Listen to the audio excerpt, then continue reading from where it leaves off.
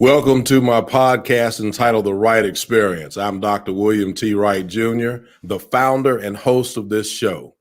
During the last 23 years as a professional educator, I've been fortunate enough to get to know and work with some amazing leaders all across the Eastern United States.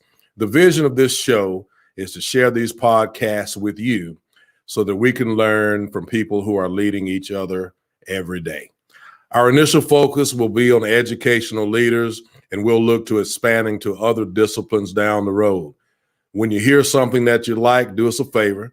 Please drop us a line, a comment, click like, or if you're viewing us via YouTube, please don't forget to like us and click that subscribe button. I've been amazed at the responses to our show and what we're trying to do thus far, and we thank you for that. And we look forward to your continued support. This evening, is episode number 7 of The Wright Experience. This evening, I have as my guest the reigning South Carolina State Superintendent of the Year. This gentleman and I got to know each other during my first superintendency in McCormick, South Carolina. And he was one of the many ones who reached out to me and helped me as a brand new superintendent. And even now, we collaborate often on different things that are going on in our districts. Although our districts are miles apart, we share many similarities, and we talk about those from time to time. I'm excited to get you the opportunity to meet him and talk with him. Tonight's guest is Dr. J.R. Green. Dr. J.R. Green is a product of parents who instilled high values, especially to education. As a young man, he embraced their core principles and gave his best in all educational pursuits. Dr. Green strongly believes he is purposed to work with and inspire young people. He impresses upon students that education is the foundation of their future. Dr. Green leaves quite a lasting impression on others and enriches their lives with his noble deeds. Dr. Green's vision and determination has led to many accomplishments and successes. He began his duties as superintendent of Fairfield County Schools in South Carolina in July of 2012. After a successful tenure as an assistant superintendent for curriculum and instruction for the Chesterfield County School District, he also spent several years as a principal in Pageland, South Carolina, after serving both as an assistant high school principal and teacher. Dr. Green earned a doctorate degree in educational leadership from the University of South Carolina. He also received a Master of Arts degree, a Master of Education degree, and a Bachelor of Science degree, also from the University of South Carolina. A native South Carolinian, Dr. Green currently resides in Winsboro with his wife, Tanya, and daughters, Jamara, Janelle, and Jacia. He also is an active member of many organizations, to include the Omicron Iota Lambda chapter of Alpha Phi Alpha Fraternity Incorporated, one of his better traits, Providence and Health Board of Trustees, Board of Directors for the Midlands Education and Business Alliance, Mount Pisgah Baptist Church, Bowtie Mentoring Club, and the Big Brothers, Big Sisters mentoring organization. Dr. Green's philosophy is simply do your best. And at this time, I'd like to welcome to the Wright Experience, Dr. J.R. Green. Welcome to the Wright Experience, sir. Glad to be with you, brother. Good to have you. Good to have you. And certainly, I'm thrilled to have you here tonight. And we've got some wonderful questions. Glad you could be a part of it. And want to jump right into my favorite question of the night. Tell us some of the wonderful things that you have going on right now in Fairfield County in your school district. Well, Brother Wright, as you said earlier, this is my 9th year in Fairfield County, which is almost an eternity in the superintendency. It's very rare that we find individuals are able to stay in districts for as long as I've been here. To give you a little context, I'm probably the longest serving superintendent in 40 plus years in Fairfield County. And so, obviously, the things that we have accomplished could not have been accomplished had it not been for a certain amount of stability. And so that's why I preference my remarks by saying that I've been here a while, because after being here a while, you can see some of your visions come to fruition. Sure. And so one of the first things that we really launched that I think is very exciting was the STEM Early College Academy. And so we established a vision where the young people in Fairfield County could earn an associate's degree in science or arts by the time they graduate from high school through one of our local institutions, Midlands Technical College. And so we have graduated several cohorts. And as a matter of fact, we have students who have now graduated from Fairfield Central High School with that associate's degree and are now graduating from college. And so that lets you know exactly how this has come full circle. I've seen this program, quite honestly, through the eyes of a superintendent and the eyes of a parent, because my twin daughters, Jamar and Janelle, who are at University of South Carolina and Clemson respectively, were part of the second cohort of the STEM Early College Academy. And so I got to see the benefits of this program through the lens of a father, because when they arrived on their respective college campuses, they arrived as juniors. And so just imagine the cost savings that entails. In addition to the STEM Early College Academy, that partnership ended up providing an opportunity to have Midlands Technical College offer up to 22 college courses on our campus at Fairfield Central High School. And so not only can students who are part of the STEM Early College Academy leverage those opportunities, all students throughout the entire school have an opportunity to leverage those opportunities. And so we're seeing more and more young people who are graduating from our high school already with college credits under their belt. Another thing that I want to highlight is that we have expanded our arts program here, Wright. And so we have everything from orchestra, the dance, the band, you name it, a state-of-the-art career and technology center that we built probably my second or third year here, that has everything from culinary arts to barbering, engineering, nursing, welding. So some very contemporary traditional programs, in addition to some cutting edge programs. And so we've done quite a bit over the 9-year period, but that's just a little snapshot of some things that we're very proud of. Very, very good. Very good. A lot of wonderful things going on there. And we used to hear about that all the time when I was down there, and I've been keeping an eye on you even here. Yeah. And those programs that better prepare children for college are certainly amazing. I had the privilege of, as you talk about your children, it reminded me, I had the privilege of both of my children were under my leadership as principal. And then my youngest, I was superintendent in South Carolina, actually, when he graduated from high school. And there's nothing any better than, I think our lens changes or even intensifies when we are operating as parents while we're also serving our students. So that's outstanding. Well, one thing I can tell you is when I communicate with our stakeholders, in particular our parents, I remind them that any decision that I make not only affects you, it affects me. That's right. And so That's right. my children have been participating in the same thing that your children have been participating in.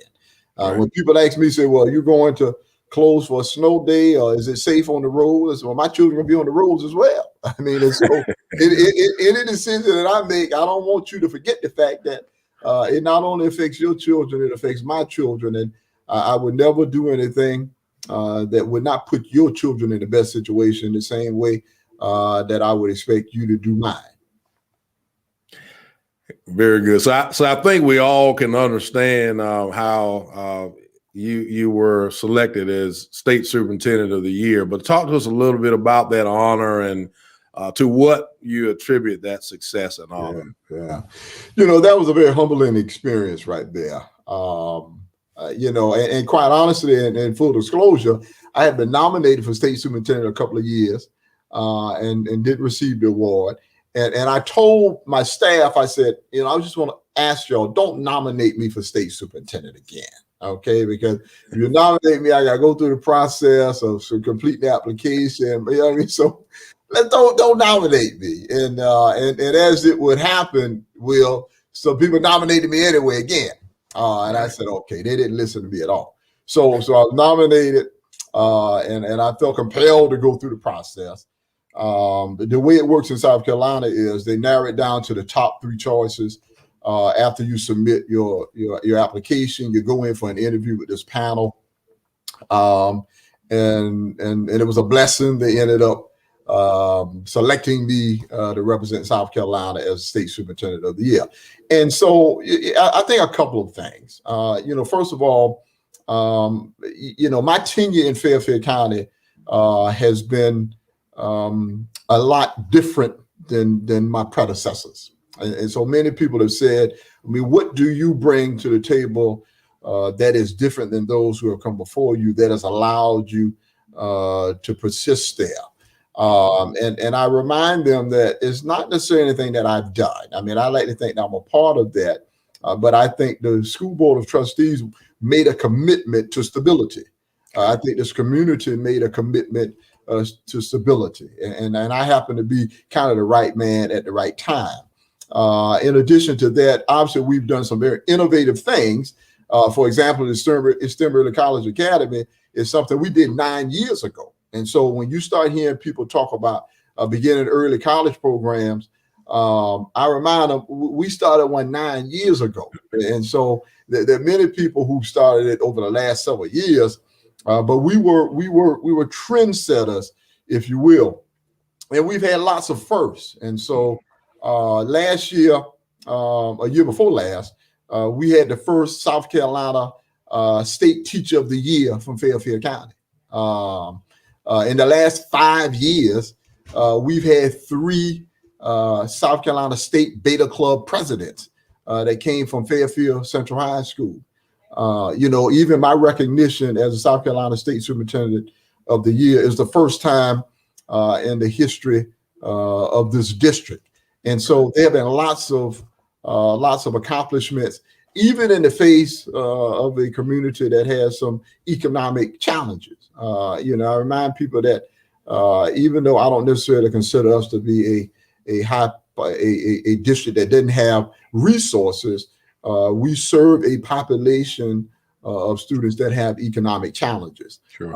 But we have found a way to support them to the point that they've been able to thrive and overcome some of the challenges that they may have. So how many students in Fairfield, for our audience? I know the numbers, but how many students and what's the makeup of your students in Fairfield? Yeah. So we probably have we've kind of fluctuated a little bit due to COVID-19. Probably about 2,600 students in Fairfield County. We are probably somewhere around close to 90% of our students qualify for free or reduced lunch meals. We are probably, close to 90% of our students are African-American students. And so most people would describe us as a high poverty, high minority community. Right. Yeah, I knew that the numbers were similar to ours. That's almost spot on with us here in Hertford County. I remember that from some earlier conversations, but I just wanted to clarify that for the public. Yeah. So during the pandemic, school districts across the nation have had to make adjustments, to say the least. We'll call them adjustments, to deliver instruction. So talk to us a little bit about how your district has fared through that transition. Yeah, Will, I tell you, man, as I told you, I did a podcast with a 6th grader earlier today for one of my elementary schools. And one of the questions he asked was about the pandemic. Ironically, the kid who interviewed me today was a virtual student who came in just for the interview. And so I had an opportunity to talk to him about how his virtual experience has been. But what we ended up doing in Fairfield County, which I think has been a very good decision. First of all, let me get to the decision. We established a task force of about 60 individuals to include certified staff, classified staff, administration, parents, and students to really talk about what the instructional program in Fairfield County would look like during the 2020-21 school year. And after bouncing around lots of ideas, we settled on what we called a modified virtual format. And in this modified virtual format, what we did is we started by inviting specific groups of students to report for in-person instruction.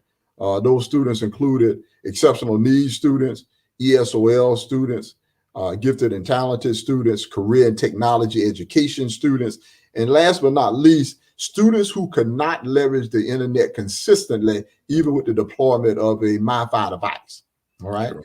In addition to that, we gave parents the option of submitting what we call a request for special consideration, where you could request that your son or daughter report for in-person instruction. And we gave parents an opportunity to revisit that decision about every 4.5 weeks or so. Well, for students who decided they weren't quite prepared to report for in-person instruction, we had a synchronous learning environment that occurred where we had some students leveraging the instruction from home in real time. And parents have really enjoyed the opportunity to have their son or daughter interact in real time, not only with the teacher, but with classmates. And so if you go to a class in Fairfield County right now, you'll see that there are some students who are participating virtually. At the same time, there are some students who are in class participating with the live instruction, and the teacher is navigating the instruction between all of the students, whether they're virtual or in person. Now, people have asked me, said, well, JR, is that a very difficult ball to juggle, where you have teachers teaching kind of dual modalities? And I told them, well, it is. And so I don't tell you that it's not a difficult ball to juggle. My teachers have done an absolutely remarkable job, but we realized that this was the most productive option to really serve students. And it provided seamless transition for those students who elected to move from a virtual environment to an in-person environment. And so at the end of 4.5 weeks, and like I said, we've had 6 or 7 rounds of special consideration. If a parent decided my child needs to report for in-person instruction, we don't have to worry about creating a new schedule, a new teacher. That particular student stays with the same teacher that he's been all year long. And so therefore, there's not a lot of disruption. And so I'll tell you, this model has worked for us very, very well. We're starting to see even much decreased numbers relative to COVID-19 infections now, as we have our staff, faculty and staff who have been vaccinated. So knock on wood, that plan has worked well for us. And so well, quite honestly, Brother Wright, that our parents have requested that we continue with this virtual option. And so headed into 21-22, we have created a virtual academy to accommodate those families who have really enjoyed this option. Okay. All right. That's good. So that might kind of help with my next question. I was going to ask you what lessons you've learned as a leader from the pandemic that you believe will inform the future. So sounds like that's one of them. We're going to get this virtual academy going and so forth. That's outstanding. I'm gonna have to make a trip to Winsboro, I think. Yeah, absolutely, Doc. I'll tell you, I never imagined that this whole virtual option would be as popular as it has been. I think the fact that it is real-time synchronous instruction, very often when people think about virtual learning, they don't really think that there is a teacher who you have ready access to each and every day, who can answer questions, where you do have the kind of interaction with your peers. And so once they realized that all of those things were present, lots of our families were very excited. In addition to being able to leverage some instruction virtually and then some of it in person. So we have some students who may be home for an ELA and math class and still report to school for an electricity class, maybe home for a history class and then report to school for a welding class. And so we made it extremely flexible, and our parents have really enjoyed that flexibility. Outstanding. So, Dr. Green, you've been in this business for a long time, and some of our listeners are aspiring leaders, maybe aspiring to the superintendency, maybe teachers who want to go to the next level, even in school leadership. What advice and tips would you give to people who aspire to lead in general? Yeah, that's a very good question. The first thing I'll say is, and I guess I had to really evolve to this point, is to ensure that you represent who you are authentically as you consider opportunities. And by that, I mean, don't ever feel as if you need to say what you feel others want to hear in order to receive an offer. Because if you say what you think if people want to hear, then you're going to need to say that to continue to keep the position. All right. Represent exactly who you are. And then you don't have to worry about changing. You don't have to worry about people being disappointed or surprised about what you represent. And so from day one, as I've been here, when I was an assistant superintendent, when I was a principal, all the bodies and individuals who selected me, they knew exactly who JR was. And the question is this who you're looking for? Am I the right fit? And if I'm not the right fit, then maybe I need to wait for the next opportunity. And sometimes that's hard for people to accept. Right. But I think you got to first start with being in the right opportunity. The next thing I'll share is always do what's in the best interest of the students and staff who are part of the system. And unfortunately, sometimes being in education, politics gets in the way of doing what is the right thing. And as my brother told me years ago, he retired from the National Guard. He said they had a saying in the military: "You can't do a job if you're scared to lose the job." And so sometimes might have to borrow that one. Yeah. So sometimes you have folks who worry so much about not losing the job that they can't do the job, and sometimes won't do the right thing because they're worried about how that adversely may impact their tenure. And not that anyone wants to lose a job or be terminated, but you put your focus on doing the right thing, and everything will take care of itself. And then finally, what I'll say is always take time to create some balance in your life. This is a marathon, not a sprint. Okay. And so sometimes people come out and they're running 100 miles an hour, not taking enough time to spend with family, with children, not taking time for yourself to where your health begins to decline. And at the end of the day, as they say, your health is your wealth. And if you aren't taking care of yourself, you're not going to be able to do a good job anyway. I remember when I was a principal, and there was a fellow principal in the district, and he was running 100 miles an hour. And he was there early and staying late every night. And I mean, he was just, he was running hard. And I said, Doc, man, you gotta slow, you gotta pace yourself. I mean, there's always going to be something to do. I mean, as a principal, I remind folks, I could be at the school every single day. All right. I could be in this office as I am right now to 8 or 9 o'clock every single night. But that's not healthy. All right. And so you need to try to find some kind of balance where you don't burn out. Beautiful, beautiful. I'm taking notes over here too. But that's we all have to do that, create that healthy balance, and some great nuggets there for sure. So in this wonderful, amazing career that you've had, Dr. Green, what would you consider to be your proudest accomplishment that you've had as a leader? You know, Doc, I tell you what, I had lots of accomplishments. Probably the one that, quite honestly, Doc, brought tears to my eyes is when Shonda Jefferson was named the South Carolina State Teacher of the Year. Mm-hmm. I remember being at the Teacher of the Year banquet. And there were a couple of things that stood out to me.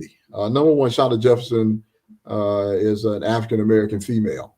And just the history of Teachers of the Year in South Carolina. If you look back over the many, many years, there aren't lots of African-Americans. Sure. And the fact that an African-American female was awarded this honor really meant a lot to me. The other thing was that Ms. Jefferson worked in a high poverty, high minority community like Fairfield. And very often when they think about the instructors who are the most effective, who are the most innovative, who have the most to offer, they often think about more affluent communities. Sure. And so I was so very proud that they recognized the expertise that existed and currently exists in very challenging communities.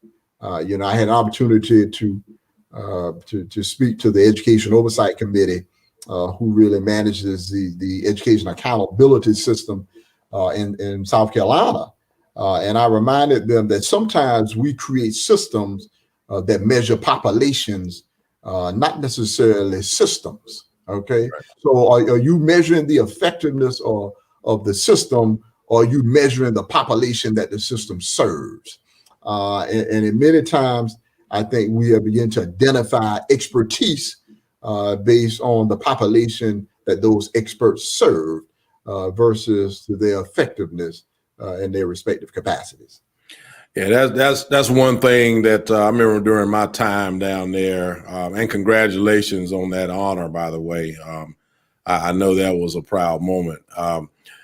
But I remember when I was in South Carolina working, they have the regular measures for accountability. Then they have this thing called districts like ours, where they try to at least pair you with districts that have similar demographics, similar socioeconomic status, and so forth. And that's one thing that I wish our state would do. Is kind of when you compare me against what your equivalent would be, the Lexington 1s and 2s. Here it'd be Chapel Hill and those things. You get one set of data, but if you compare me against districts that have similar demographics, similar socioeconomic status, then we might come out with a different result. So anyway. And so that's great stuff. That's great stuff.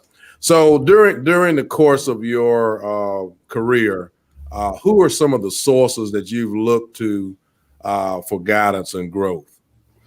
I'll tell you what, I have been very fortunate since I first went into administration. And so I was first hired into administration by Dr. Ron Cowden when I was at Spring Valley High School. And Ron Cowden retired from Michigan and came down to South Carolina and served as a principal there. But he really did a lot to really cultivate my career. After leaving there, I ended up going to Keenan High School, where I served as an assistant principal there for 6 years under the direction of Dr. Steve Wilson. And as you know, Dr. Wilson, he took me under his wing and really was responsible for putting me in a position to where I could move into the principalship. And then when I got to Chesterfield County, after being a principal there, Dr. Johnny Williams, who was a superintendent in Chesterfield County, ended up promoting me to assistant superintendent for curriculum and instruction.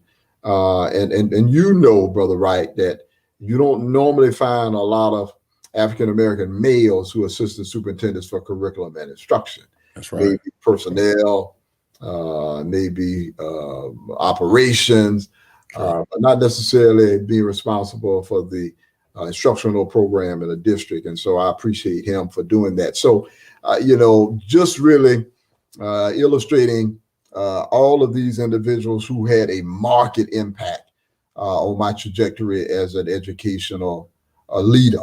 And I'll say I was blessed to have these individuals a part of my journey, because if they weren't, I am absolutely convinced I wouldn't be where I am today. So certainly finding and getting the help and guidance from good mentoring is key to successful leadership. That's why I'm so grateful when I came to McCormick, South Carolina. People like yourself and Benny Bennett, God rest his soul, and some other folks really took me under their wing too. And that's an important thing. That's really what this show has been about. I've been trying to find a way to give back to leaders who are upcoming and aspiring. So thank you for that. So is there anything else that you can think of that you'd like to share about the work that you do that perhaps is not well known or that I did not cover tonight that our audience would benefit from? Probably the one thing that I would encourage everyone who is engaged in the institution of K-12 education is to be fierce advocates for the profession. I mean, fierce advocates for your students. I've taken some positions, as you know, William, that some people have been a little uncomfortable about. I've challenged some of the systems that we've created relative to accountability. I've challenged some of the stigmas that have been placed upon some communities based on some of the report card grades.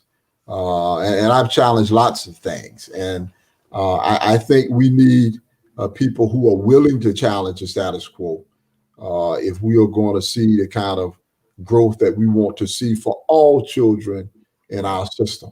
And so I would just encourage your listeners who are engaged in the area of K-12 to be fierce, to be courageous, to be willing to stand up even when it might cause you a bit of discomfort. Yeah, I've been told that I do that occasionally too, Dr. Green. So. It must be an alpha characteristic there. It must be. It must be that black and gold shining through, right? Yeah. So hold on just a minute. We'll come back, and thank you so much for what we're hearing today. My next podcast will be on April 22nd. That's next Thursday at 7:00 p.m. My guest will be Dr. Jerry Oates, who is the superintendent of Brunswick County Schools in North Carolina, and also another member of the prestigious fraternity of Alpha Phi Alpha. Another frat brother, Dr. Green. So, right. But anyway, Dr. Green, I do want to take this opportunity to thank you so much for being a part of the Wright experience. We are indeed honored that you would take time out to talk with us and help us learn a little bit more about leadership. And certainly congratulations again for a well-deserved honor of being our state superintendent of the year for the state of South Carolina. You've got an open invitation to come back on this podcast at any time. We have this forum available for us to share leadership tips and promote the wonderful things that are going on in K-12 public schools in the Eastern United States. And so that's really what this is about. And thank you for being a part of it.